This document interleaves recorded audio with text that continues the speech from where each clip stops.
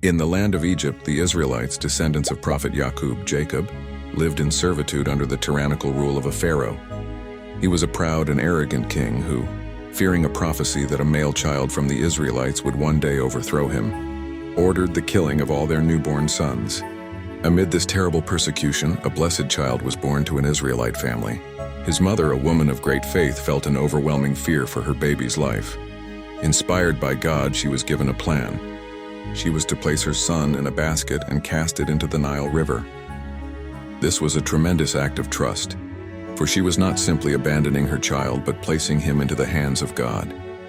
She did as she was commanded, and with a heavy heart she watched as the basket was carried away by the river's current. Her daughter, Miriam, followed the basket from a distance, her heart pounding with a mix of fear and hope to see where her brother would go. The basket drifted to a palace garden near the river's bank, right into the sight of Pharaoh's wife, a kind and righteous woman named Asiya. Asiya saw the basket and ordered it to be brought to her. When she opened it, she saw a beautiful, radiant baby. She immediately felt a deep love for him and asked Pharaoh to let them keep the child. Pharaoh, who had decreed the death of all Israelite baby boys, was surprisingly moved by his wife's plea and agreed. He had no idea that he was taking into his own home the very child who was destined to challenge his power. The baby, now named Musa, Moses, was to be raised in the very palace of his enemy. But a problem arose. The baby refused to be nursed by any of the royal wet nurses. Asiya grew worried, so Miriam, who had been watching from afar, approached the queen.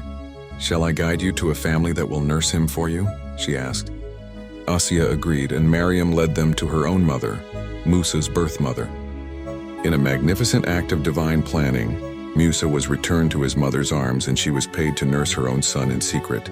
This allowed her to be close to her child without fear of him being harmed. Musa grew up in Pharaoh's palace, living a life of luxury and privilege. He was educated in the finest schools and trained in the arts of leadership and warfare. The story of Musa's birth and childhood is a testament to God's ultimate plan, showing how he can protect a single life and use it to bring down the mightiest of empires.